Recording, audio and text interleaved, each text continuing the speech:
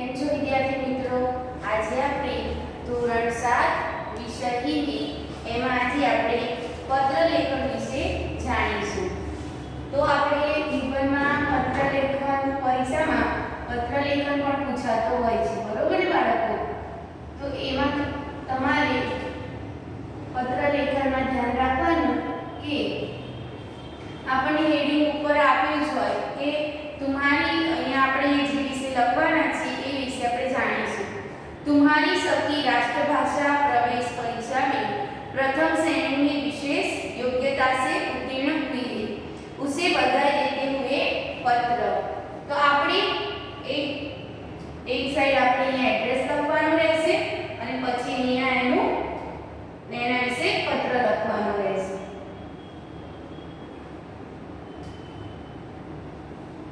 विषय છે कि तुम्हारी सखी राष्ट्रभाषा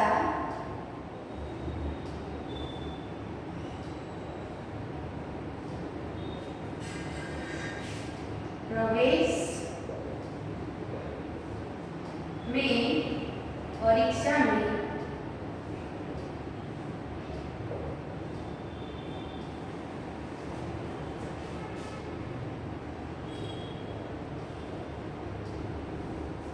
प्रथम श्रेणी में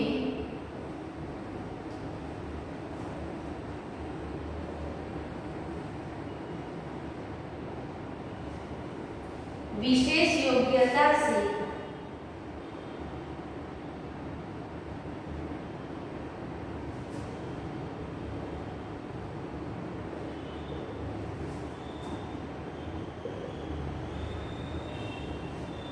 उत्तीर्ण हुई है, એટલે કે સારા માર્ક્સે પ્રથમ આવી છે.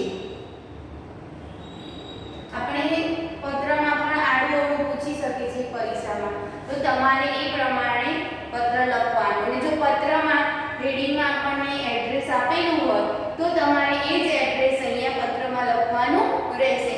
અને જો આપણને એડ્રેસ આપેલું ના હોય તો તમારે જાતે બનાવીને લખવાનું.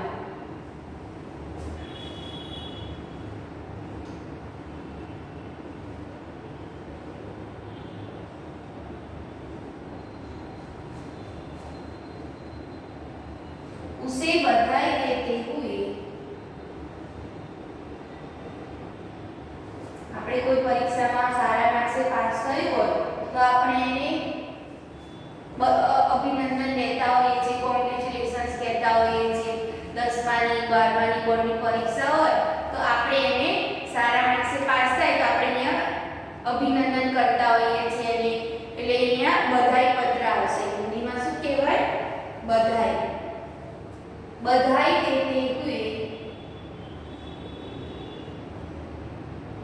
पत्र लिखिए.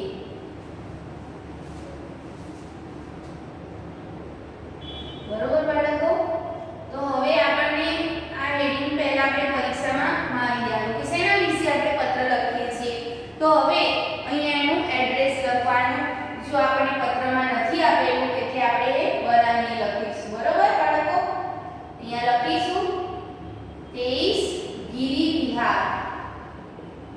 આપણે કોઈ પણ એડ્રેસ લખી શકીએ છીએ. ગિરી વિહાર. બરોબર બાળકો? ગાંધી માર્ગ.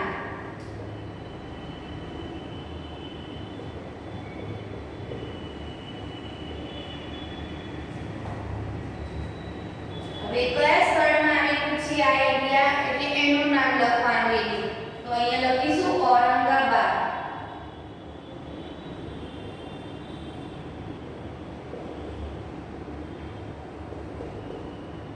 બરોબર? અને ત્યાંનો પિનકોડ નંબર લખવાનો રહેશે 431001. બરોબર? હવે આપણે પત્ર લખીએ છીએ તો પત્રમાં કઈ તારીખથી આપણે પત્ર લખીએ છીએ તો એ તારીખ લખવાની આપણે. તો અહીંયા લખવાનું, અહીંયા આપેલી છે કે આપણે એક તારીખ લખીશું, પણ જે દિવસે પત્ર લખ્યો હોય ત્યારે એ તારીખ લખવાની. અહીંયા આપણે લખી 15 નવેમ્બર.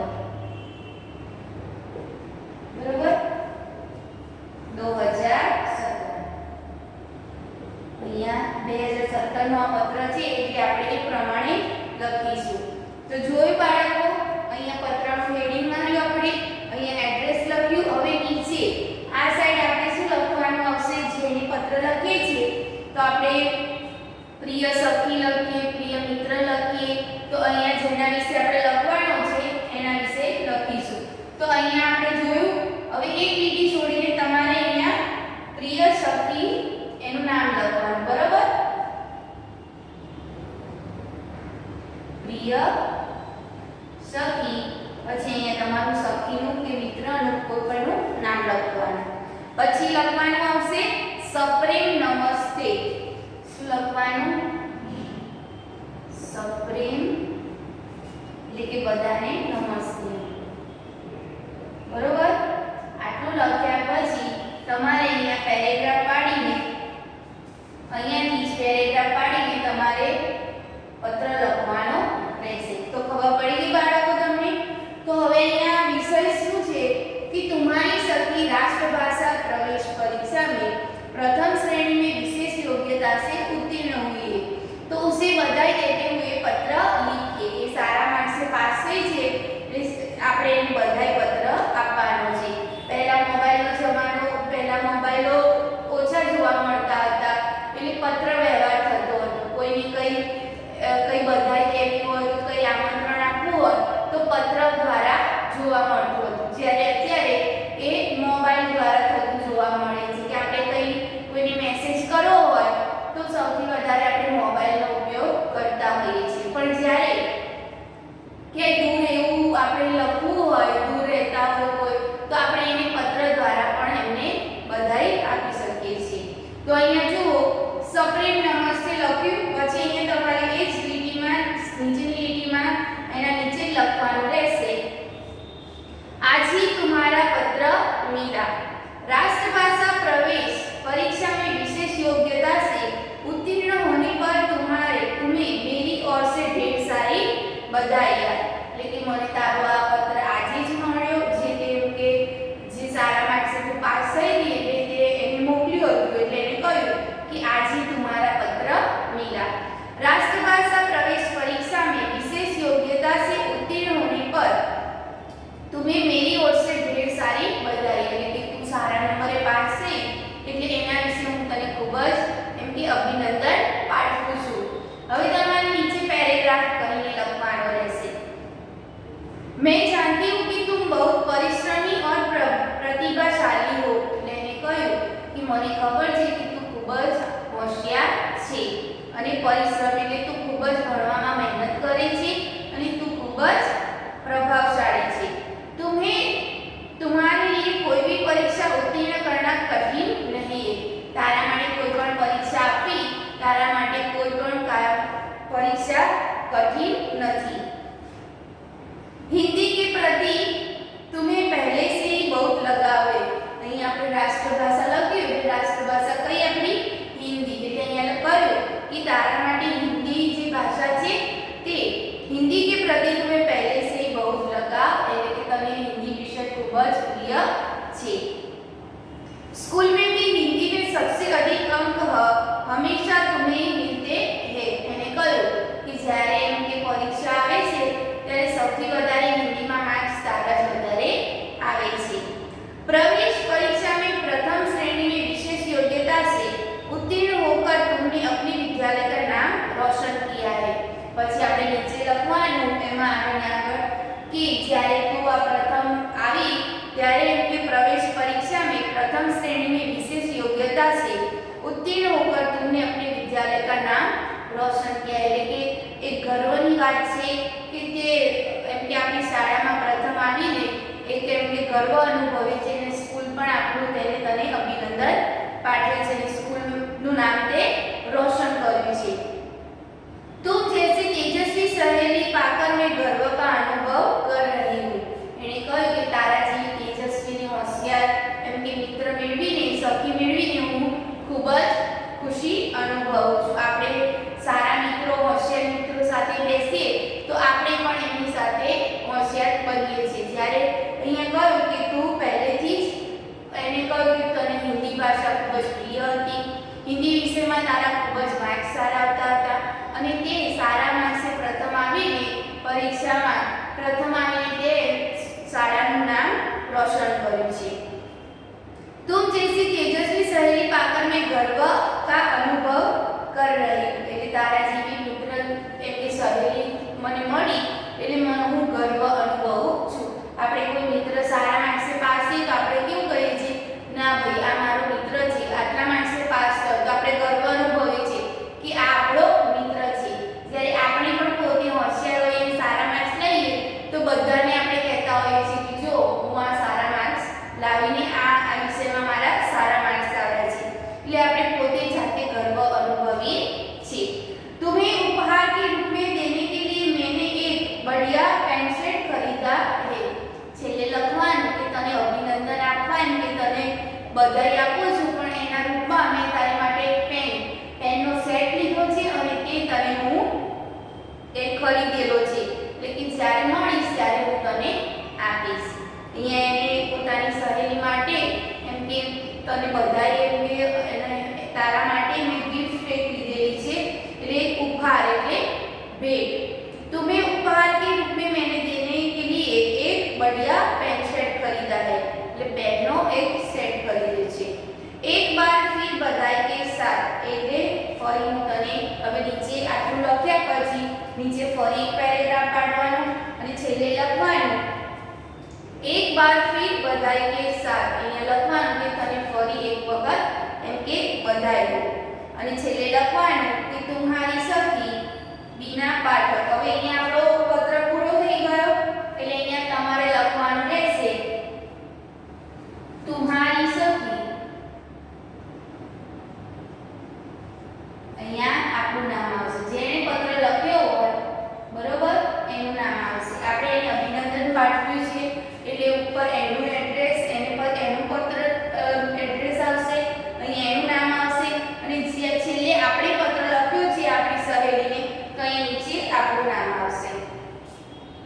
તો અહીંયા કોઈ પણ નામ લખી દેવાનું બરોબર।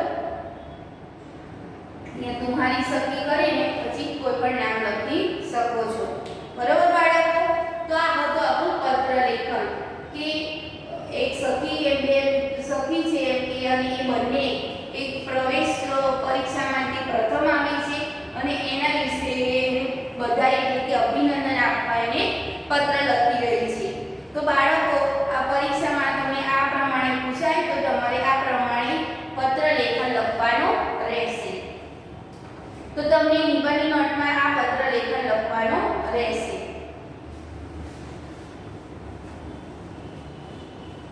હવે આપણે કહાની લેખન જોઈશું, જે પરીક્ષામાં પૂછાય એ વિશે આપણે અત્યારે કહાની જોઈશું। આ પત્ર તમારે નિબંધની નોટમાં લખવાનો રહેશે।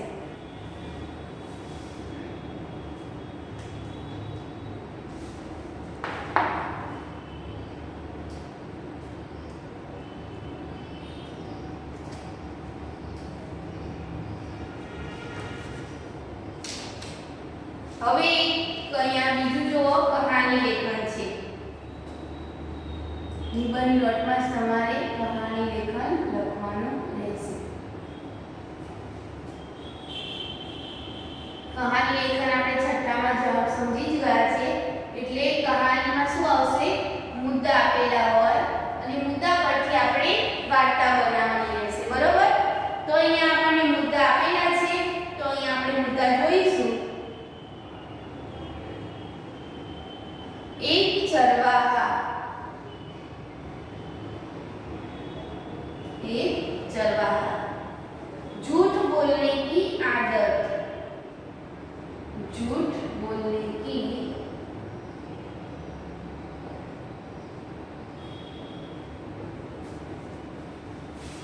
એને શું બોલવાની આદત હતી, જૂઠું બોલવાની, એટલે અહીંયા મુદ્દામાં શું લખ્યું છે, એક ચરવાहा झूठ बोलने की आदत। जंगल में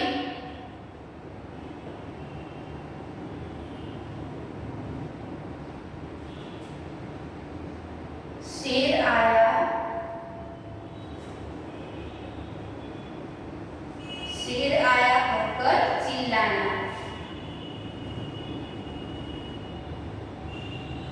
शेर आया એ એની જૂઠું બોલવાની આદત હતી એટલે જ્યારે હોય ત્યારે તે જંગલમાં જાય અને બૂમો પાડતો હતો કે શેર આયા એ જૂઠું બોલતો હતો એટલે અહીંયા લખ્યું છે કે શેર આયા કહકર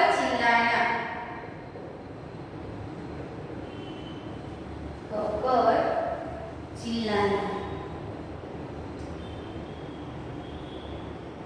બરોબર આ મુદ્દા પરથી આપણને સરળતા પડે છે કહાની લખવાની મુદ્દા પ્રમાણે જે પ્રમાણે મુદ્દા લખ્યા હોય એ જ પ્રમાણે આપણે મુદ્દા પ્રમાણે આપણે કહાની લખવાની તો અહીંયા લખ્યું છે કે ચિલ્લાના બરોબર કિસાનો કા દોડકર મદદ કે लिए आना किसानों का दौड़कर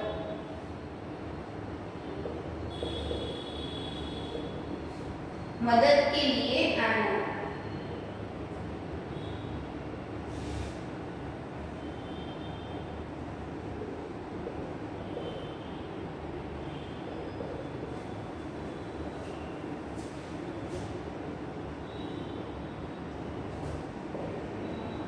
જ્યારે તે શેરાયા બૂમો પાડે છે ત્યારે જે બધા કિસાનો હોય છે ખેડૂતો તો એ બધા દોડીને એની મદદમાં આવે છે કિસાનો કા દોડકર મદદ में आना પછી લખ્યું છે ચરવાહે કા હસના ચરવાહે કા પછી એ મજાક કરતો હોય છે એટલે બધા જ ભેગા થઈ જાય ત્યારે એ જે ચરવાહ હોય છે એ હસવા લાગતો હોય છે કે મેં બધાને એમ કે ઉલ્લુ બનાવે કે એમ કે હસવા લાગે છે પછી ચરવાહે કા હસના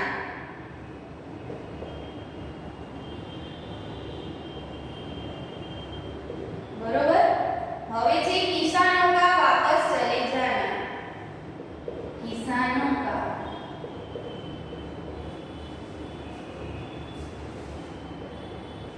वापस चले जाना આપણને મુદ્દા પરથી જ વાર્તા ખબર પડી જાય છે કે આ વાર્તામાં શું કહેવા માંગે છે એટલે તમારે એ પ્રમાણે મુદ્દાસર આખી વાર્તા લખવાની રહેશે બરોબર ચરવાહે કા હસના કિસાનો કા વાપસ ચલે જાના પછી જ્યારે ખબર પડી છે કે ચરવાહ જૂઠું બોલે છે એટલે બધા ત્યાંથી જતા રહે છે दो तीन बार ऐसा ही करना दो तीन बार वारे घड़ी एम के બે ત્રણ વખત એવું જૂઠું બોલીને તે ચરવાહ બધાને ભેગા કરે છે दो तीन बार ऐसा ही करना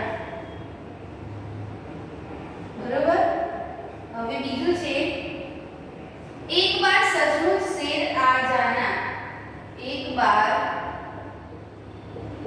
દર વખત મજાક કરતો હોય છે એક વાર મજાક કર્યું બે વાર કર્યું ત્રણ વાર કર્યું એટલે બધા કિસાનોને ખબર પડી ગઈ કે જ્યારે એને સાચો ક્લુ શેર જોવા મળ્યો ભાગ જોવા મળ્યો ત્યારે બધાને એમ થયું કે આ તો મજાક કરે છે ખોટું બોલતો હશે એટલે એ વખતે એનું ખોટું બોલેલું એને મજાક ભારે પડી બરોબર एक बार सचमुच शेर आना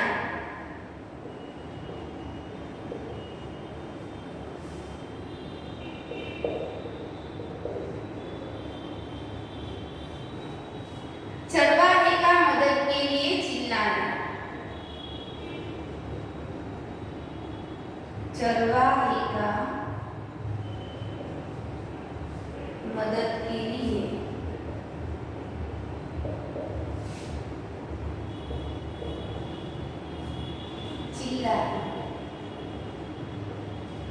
બરોબર પછી તે સાચુકલો ભાગ જ્યારે આવી ગયો ત્યારે તે ખૂબ જ ચિલ્લાવા એટલે ખૂબ જ બૂમો પાડવા લાગ્યો ચરવાહે કા મદદ કે लिए चिल्लाना किसी का न आना બધાને ખબર પડી કે આ તો મજાક કરતો હશે એટલે કોઈ આવ્યું નહીં किसी का न आना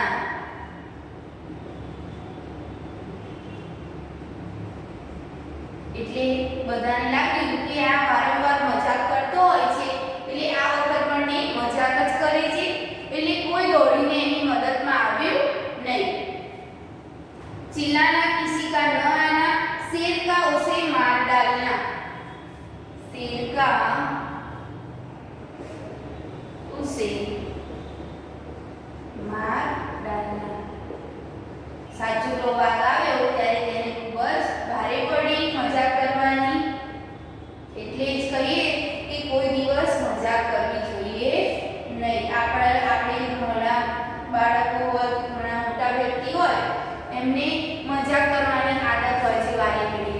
પછી જ્યારે સાચું એ વસ્તુ બનતી હોય છે ત્યારે બધા એવું જ વિચારે છે કે આ એક મજાક જ કરતું હશે વ્યક્તિ, એટલે કોઈ સાચું માનતું નથી. એટલે આ ચરવાહાને ખૂબ જ એની જૂઠું બોલવાની આદત હતી, એ ખૂબ જ ભારે પડી અને એનાથી જ્યારે સાચુકલો શેર એટલે કે વાઘ આવ્યો ત્યારે તેની મદદમાં કોઈ જ આવ્યું નહીં. એટલે અહીંયા લખ્યું કે શેર કા ઉસે માર ડાલા, જ્યારે સાચુકલો વાઘ આવ્યો ત્યારે તેને મારી નાખ્યો. અને છેલ્લે શું લખવાનું રહેશે? શીખ. આપણે જે કહાની લખી હોય એટલે કે એ પરથી આપણે શું શીખ મળી, એટલે એ શીખ તમારે લખવાની રહેશે. બરોબર બાળકો? તો આ પ્રમાણે પરીક્ષામાં તમને મુદ્દા પૂછાશે અને મુદ્દા પરથી તમારે એની વાર્તા મુદ્દાસર લખવાની રહેશે. તો અહીંયા આપણે એનું હેડિંગ મારીશું झूठ का फल. શું આવશે હેડિંગ એનું? झूठ का फल.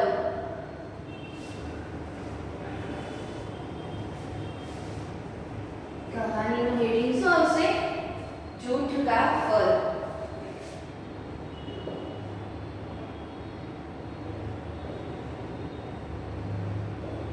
એટલે જૂઠું બોલવાનું ફળ એને કેવું મળ્યું કે વાઘ સાચુકલો આવ્યો ત્યારે તેને ખાઈ ગયો. બરોબર? અહીંયા કહાની લેખન એનું હેડિંગ છે झूठ का फल અને ચરવાહ વિશે તમારે વાર્તા લખવાની રહેશે મુદ્દાસર. તો જો એમાં પણ આપણે પેરેગ્રાફ પાડીને લખીશું. તો સમજો झूठ का फल પછી તમારે હેડિંગ મારવાનું અને ત્યાંથી જ પેરેગ્રાફ પાડીને તમારે લખવાનું. કનકપુર નામક ગામમાં એક ચરવાહા રહેતા હતા. એટલે ત્યાં ગામનું નામ લખ્યું કે કનકપુર ગામમાં એક ચરવાહા રહેતા હતા, જે ગાયો બકરીઓ અને ઘેટાને ચરાવતું હોય એને આપણે શું કહીએ છીએ અહીંયા हिंदी चरवाहा. वह हर रोज जंगल में अपनी गायों और भैंसों को चराने जाता था. गाय ने भैंस આપણે ગુજરાતીમાં કહીએ ને ભરવાડ, એટલે અહીંયા હિન્દીમાં શું કહેવાય ને? ચરવાहा. हर रोज जंगल में वह अपनी गायों और भैंसों को चराने जाता था. रोज તે પોતાની ગાયો અને ભેંસો ચરાવવા માટે ક્યાં જતો હતો? તેમને ઘાસ ખાવા માટે તે જંગલમાં લઈ જતો હતો. चरवाहे को झूठ बोलने वह हर रोज जंगल में अपनी गाय और भैंसों को चराने जाता था. चरवाहे को झूठ बोलने और मजाक करने की आदत थी. જે તે ભરવાડ હતો ચરવાહા, એની શું બોલવાની આદત હતી? જૂઠું બોલવાની આદત હતી. પછી તમે પેરેગ્રાફ પાડીને લખવાનું કે એક બાર वह अपने जानवरों को लेकर जंगल में गया. एक वक्त તે પોતાના જાનવરો હતા જે ગાયો ભેંસોને લઈને તે જંગલમાં ગયો. उसे एकाएक शरारत सूझी. એને અચાનક જ એની મજાક કરવાની ઈચ્છા થઈ. वह जोर जोर से चिल्लाने लगा. એને એમ થયું કે હું બધાને સાથે મજાક કરું, એટલે કે જોર જોરથી બૂમો પાડવા લાગ્યો. शेर आया बचाओ बचाओ. એટલે બધાને એમ કે હું મજાક કરીને બધાને ભેગા કરું, એટલે એને જોરથી શું બૂમ પાડી? शेर आया. જ્યારે નજીકના ગામડાઓ વાળા બધા જે કિસાનો ત્યાંના હતા તે બધા शेर आया એ ખબર પડી કે કોઈ આ બાળકનો અવાજ છે, એનો અવાજ સાંભળીને બધા ત્યાં ભેગા થઈ ગયા. वह जोर जोर से चिल्लाने लगा शेर आया बचाओ बचाओ. बचाओ बचाओ એવી બૂમો પાડવા લાગ્યો. उसकी आवाज सुनते ही आसपास के खेतों में काम करने वाले किसान और मजदूर दौड़कर उसकी मदद के लिए आए. એમને લાગ્યું કે કોઈ બાળક એમની મદદ માંગે છે અને શેરાએ બૂમો પાડે છે, એટલે કે તેઓ એની મદદ કરવા માટે બધા નજીકમાં આજુબાજુમાં ખેતરોમાં જે કિસાન એટલે કે ખેડૂત કામ કરતા હોય મજૂરો, એ દોડીને એની મદદમાં આવે છે. उन्हें देखकर वह जोर जोर से हंसने लगा. બધા ભેગા થઈ ગયા એટલે ચરવાહા હતો જે ભરવાડ તે બધાને જોઈને હસવા લાગ્યો. એને એમ થયું કે હું મજાક કરું છું અને બધા અહીંયા ભેગા થઈ ગયા. जोर जोर से हंसने लगा. सभी ने उसे इस प्रकार झूठ बोलने की सलाह दी. બધાએ કહ્યું કે તું આ જે મજાક કરે છે તે તને ખૂબ જ ભારે પડશે. આવી મજાક તારે કોઈ દિવસ કરવી જોઈએ નહીં અને જૂઠું બોલવું જોઈએ બધાએ એની સલાહ આપી કે તારે આવી મજાક કરવી જોઈએ નહીં. પછી પેરેગ્રાફ પાડીને લખવાનું, उसे चरवाने ने 2-3 बार लोगों को इस तरह परेशान किया. વારે ઘડીએ એને એમ થયું કે હું લાગે એક વખત મજાક કરી, બીજી વાર મજાક કરી, એમ વારે ઘડીએ તેને મજાક કરવાની ઈચ્છા થઈ. એટલે બીજી વાર, ત્રીજી વાર તેને મજાક કરી. उस चरवाने ने 2-3 बार लोगों को इस तरह परेशान किया. सभी उसकी आदत समझ गए. બધા જ એની આદત સમજી ગયા કે એને એક વાર કરી, બે વાર બધાને એમ કે લાય હું વારે ઘડીએ મજાક કરું, બધા અહીંયા ભેગા થઈ જશે, એટલે એને મજાક કરવાની આદત પડી ગઈ. उसे चरवाने 2-3 बार लोगों को इस तरह परेशान किया. सभी उसकी आदत समझ गए कि આ વારે ઘડીએ બૂમો પાડે છે તો મજાક જ કરતો હશે. कुछ दिन बाद वहां सचमुच एक शेर आ गया. एक वक्त એ જંગલમાં ગયો ગાયો અને ભેંસોને લઈને ચરાવવા, ત્યારે સાચુકલામાં ત્યાં વાઘ આવી ગયો. इस बार चरवाहा बहुत घबराया और गला फाड़कर चिल्लाने लगा. હવે અચાનક જ પહેલા તો એ મજાક કરતો હતો અને હવે સાચુકલો વાઘ એના સામે આવી ગયો એટલે તે ગભરાઈ ગયો અને તે ખૂબ જ ડરી ગયો હતો. ઘબરાયા और गला फाड़कर चिल्लाने. હવે એને જ્યારે સાચુકલો વાઘ એના સામે જોયો એટલે તે ખૂબ જ જોરથી બૂમો પાડવા લાગ્યો. उसकी आवाज सुनकर लोगों ने सोचा यह हमेशा की तरह मजाक कर रहा है.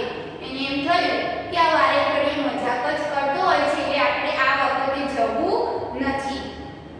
કામ છોડકર કોણ જાય? બધાએ કે મજૂરો જે બધા કિસાનો ખેડૂતો હતા એમને કહ્યું કે વારે ઘડીએ આપણે આપણું પોતાનું કામ છોડીને શા માટે જઈએ? આ તો એક મજાક કરતો હશે. उसकी मदद के लिए कोई न गया. એ વખતે જ્યારે સાચુકલો વાઘ આવ્યો ત્યારે એની મદદમાં કોઈ જ આવ્યું नहीं. शेर चरवाहे का झपटा और उसे मार डाला. જ્યારે સાચુકલો વાઘ આવ્યો ત્યારે તેને ખૂબ જ બૂમો પાડી કે બચાવ બચાવ, પણ એની મદદમાં કોઈ આવ્યું નહીં અને સાચુકલામાં જ વાઘ એને ખાઈ ગયો. હવે છેલ્લે તમારે सीख કરીને લખવાનું. અહીંયા લખ્યું કે शेर का उसे मार डालना, એટલે કે शेरने उसे मार डाला. હવે છેલ્લે सीख લખવાની. झूठ बोलना बुरा है. सीखમાં શું લખવાનું? झूठ बोलना बुरा है, એટલે કે ખોટું બોલવું ખરાબ આદત છે. झूठ बोलने का परिणाम कभी अच्छा नहीं होता. ખોટું બોલવાનું પરિણામ ક્યારે સારું હોતું નથી. એટલે આ વાર્તા ઉપરથી આપણને એવું શીખ મળી કે જૂઠું ક્યારે બોલવું નહીં, કોઈ સાથે મજાક કરવી નહીં. કોઈ વાર આપણે મજાક કરેલી હોય તો એ આપણને ભારે પડે છે, જ્યારે હકીકતમાં કંઈક બનાવ બન્યો હોય તો કોઈ જ આપણી મદદમાં આવી શકતું નથી. એટલે આપણે सीख લખવાની कि झूठ बोलना बुरा है, झूठ बोलने का परिणाम कभी अच्छा नहीं होता. तो ખબર પડી બાળકો? આ હતું આપણું કહાની લેખન. પહેલા પત્ર લેખન જોયું અને આ કહાની લેખન આપણે નિબંધની નોટમાં લખવાનો રહેશે તમારે. તો આ પરથી તમારે મુદ્દા પરથી વાર્તા બનાવીને નિબંધની નોટમાં લખવાનું રહેશે. બરોબર બાળકો? તો અહીંયા આપણા બે નિબંધ પત્ર લેખન અને કહાની લેખન